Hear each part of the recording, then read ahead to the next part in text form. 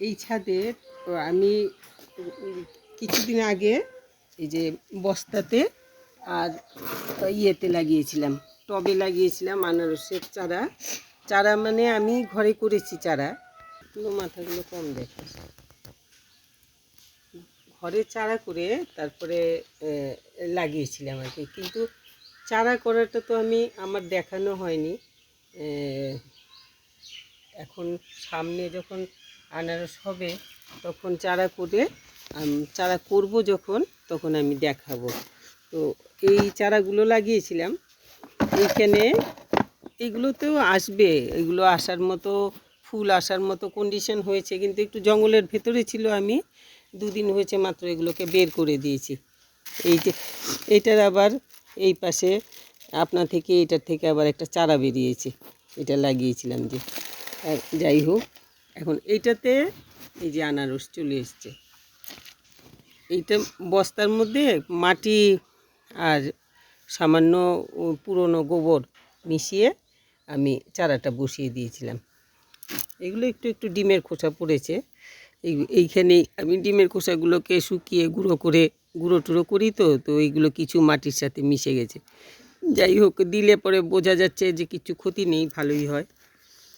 আমি দিয়ে তারপরে এখন এটা ভেবেছিলাম আরও বড় হলে পরে দেখাবো, কিন্তু পরে মনে থাকে না, হয়তো কেটে নিয়েই যাব, মনে থাকবে না আর দেখানো হবে না। এই জন্য দেখিয়ে দিচ্ছি আর কি। এখন এই যে আমার আনারস ধরেছে, এটা কিন্তু ওই যে এই যে কাটা নেই, এগুলো মানে বড় সাইজের আনারসগুলো হয় যে, কি আনারস বলে যেন এগুলোকে, ওইগুলো খুব মিষ্টি হয়, ওই আনারসের চারা আমি ঘরে চারা করেছি। চারা করাটা খুব সহজভাবে চারা করি আমি, মাটি টাটিতে না ইয়ে করে জলের মধ্যে চারা করি। চারা করাটা এবার আমি দেখাবো। আর এই যে এইখানে একটা চারা লাগিয়েছিলাম, এটাতে একটু মাটি দিয়ে দিতে লাগবে, মাটি একদমই নেই, কিন্তু এটার সাইডের থেকে শিকড় বেরিয়ে আবার এখানে চারা হয়ে গেছে। এই চারাটা সরিয়ে লাগাতে লাগবে, এক্ষুনি সরাবো না, এক্ষুনি এটা থেকে বোঝাই যাচ্ছে যে এইটার থেকেও ফুল আসছে, আনারস হবে, এই জন্য এটাকে নাড়লাম না। ওপরের ছাদেও একটা আছে ও আনারস, এটা আমার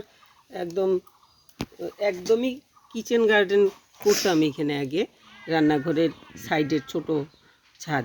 এই ছাদে আমি ওই কিছু আছে আমার, যেমন হিজিবিজি যেগুলো গাছ নষ্ট হয়ে যাচ্ছে, যেমন জবা গাছ আমার রোগে ধরে গেছিলো, দিনের মধ্যে রোজ দিনই হয়তো আমার এইগুলোকে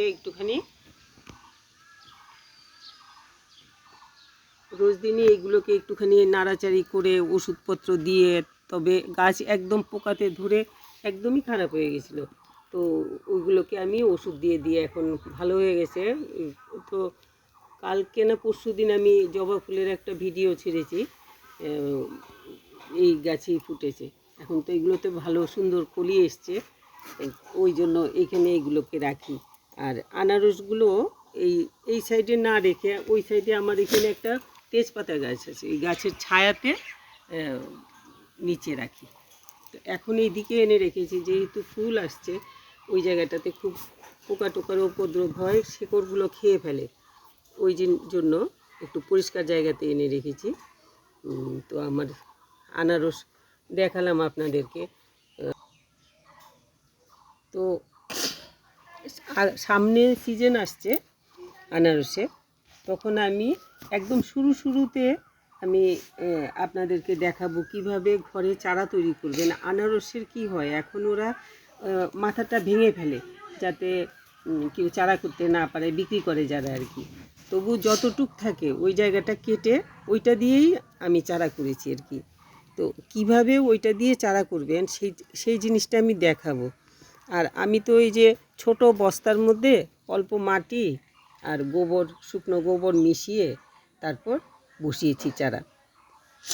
এখন ভাবছি এটার সাইডে আর একটুখানি এরকম গোবর মাটি মিশিয়ে দিয়ে দেবো, কেন গাছটা এতটা শক্তি হয়নি, আনারসটা খুব একটা বেশি বড় হবে করে মনে হচ্ছে না, শক্তিটা খুবই কম। তো এইভাবে আপনারা করতে পারবেন। আমি সিজনের শুরুতে আপনাদেরকে দেখিয়ে দেব কিভাবে চারাটা আপনারা তৈরি করবেন। একদম শুরুতে যখনই আনারস বেরোবে, বা আমার আনারস যদি আগে হয়ে যায়, আমার আনারসের মাথাটা দিয়েও দেখাতে পারবো। তো ওইভাবে করতে পারবেন। এই যে আমি ওইটা তো ছোট বস্তা, আর এইটা তো কিসের প্যাকেট যেন একটা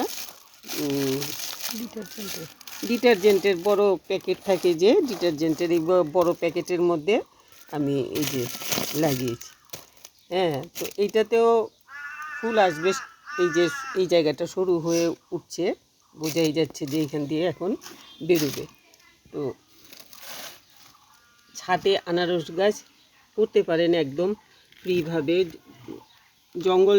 ঝাড় জঙ্গলও হয় না। আর এমনিতে তো পোকা টোকার উপদ্রব বিশেষ নেই, উপরে কিছুটা মাকড় ডিস্টার্ব করে। আর আমার এখানে ছোট শামুক আছে, ওই শামুকগুলো হয়ে গেলে পরে শামুকগুলোতে শেকড় খেয়ে দেয়। ওই জন্য আমি মধ্যে একটুখানি নাড়াচাড়ি করে দেখি আর কি। তো আপনারা ওইটাই দেখবেন একটুখানি। আর যদি মনে হয় একটু ছাই করতে পারলে তো ছাই ছিটিয়ে দিলে পোকা কিছু কমে যায়। আর না হয়তো ওই নিমের যে লিকুইড একটা ওষুধ আমি দেখিয়েছি করে, ওই ওষুধটা একটুখানি স্প্রে করে বা একটু ছিটিয়ে মাটির মধ্যে দিয়ে দিতে পারেন, গাছে একটু দিয়ে দিতে পারেন। তাতে এই ইয়েটা হবে না, কি বলে, মাকড় বা শামুক টামুক এগুলোতে যে ডিস্টার্ব করে, ওই প্রবলেমটা হবে না। তো এইভাবে করতে পারেন। আর এইরকম লাগিয়ে রাখলে পরে একটুখানি খুব অল্প মাটি দিয়ে তো লাগিয়েছি, এখন এটাতে আর একটু মাটি সারটা দিয়ে দিতে লাগবে, কেন গোড়াটাতে কিচ্ছু নেই, একেবারেই খালি বলতে পারি। এই যে এগুলো তো তেজপাতা গাছের ওপর থেকে পড়েছে। আর আমি যে বলছি যে এগুলো আমার ডিস্টার্ব করে, এই তো এখানে আছে একটা দেখাচ্ছি।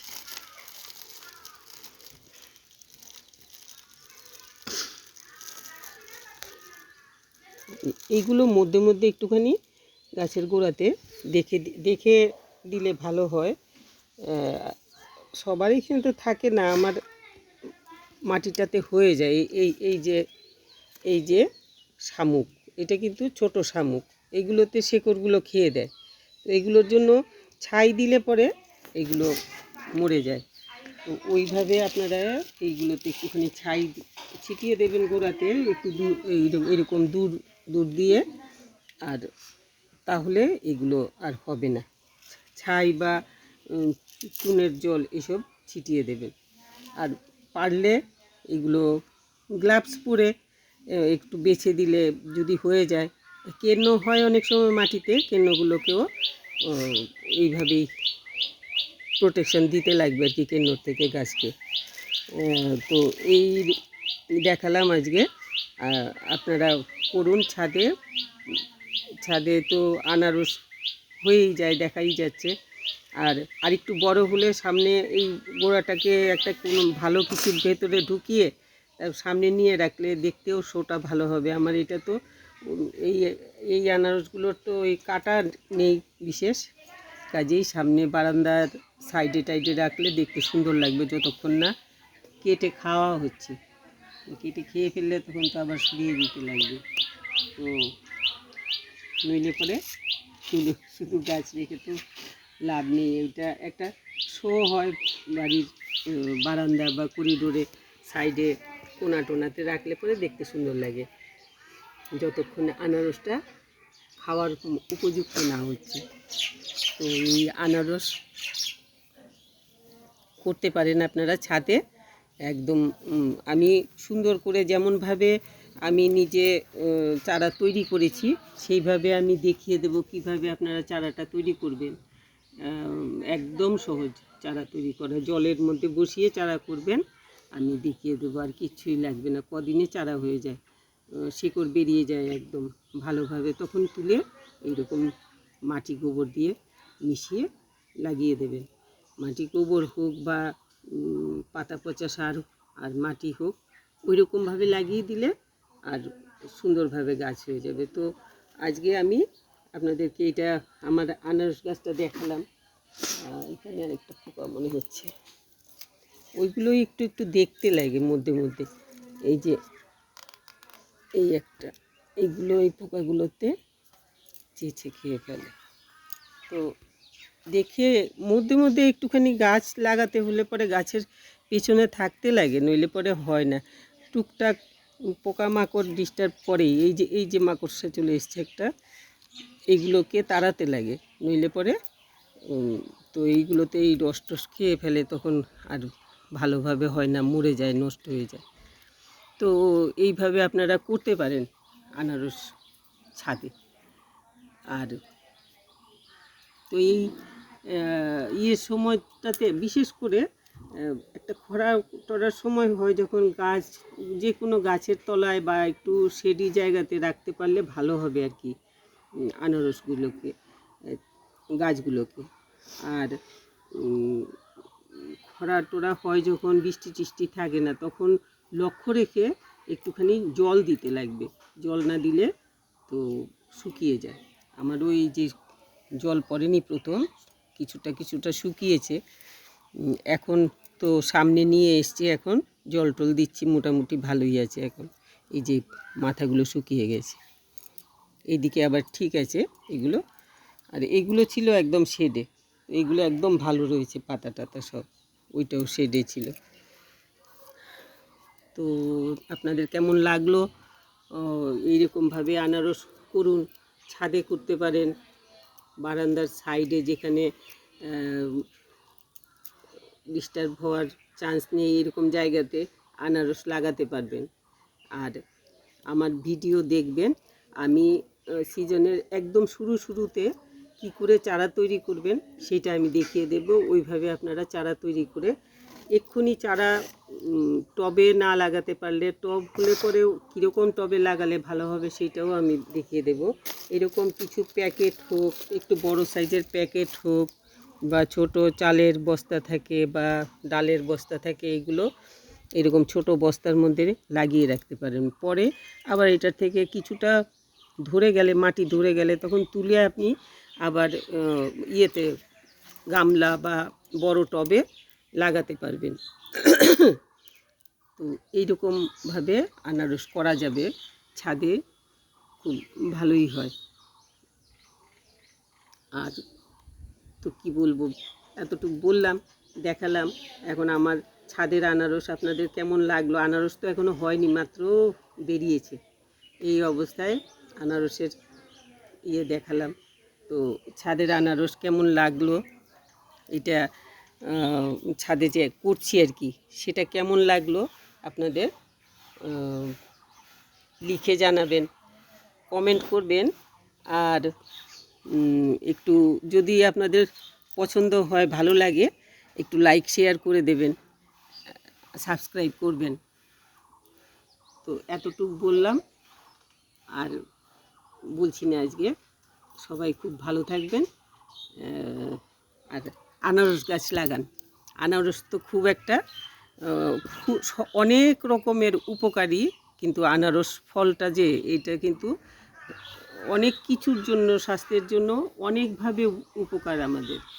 তো আমরা যদি ছাদে আনারস করতে পারি, তাহলে এর থেকে ভালো তো আর কিছু হয় না।